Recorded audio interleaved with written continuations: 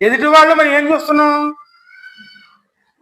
వాళ్ళ లోపాలేనండి, వాళ్ళ పాపాలు, లోపాలు, దోషాలు ఈ మనం చూస్తున్నాం. కానీ వీటి నుంచి విడిపించాలని ఆయన చూస్తున్నారండి. అందుకే మనం ఆయన అనుసరిస్తున్నామంటే ఆయన ఏం ఆలోచిస్తున్నారో అదే విధంగా మనం ఆలోచించేవారు ఉండాలి. రక్షించడానికి ప్రయత్నం చేయాలి కానీ శిక్షించడానికి కాదు. ఏలెత్తి చూపాలని అవసరం లేదండి. ఏ దేవుడు ఏలెత్తి చూపలేదండి. ఎవరిని కూడా ఏలెత్తి ఎప్పుడు చూపించిన వారు కాదండి. ఆశ పెడితే రక్షించేవారిగా ఉన్నారు కానీ శిక్షించేవారుగాను లేరు. ఆయన ఆశ పెడితే వాళ్ళని తోసివేయరండి. అందుకే అక్కడ వచ్చారైనా వచ్చి రాగానే ఎక్కయ్యా దిగు అన్నారు. దిగిన వెంటనే ఆయన అంటున్నాడు అన్నమాట. ఎప్పుడైతే ఆయన హృదయంలో వాక్యం వచ్చిందో అప్పుడే ఆయనలో పరివర్తన వస్తుంది. జకర్యా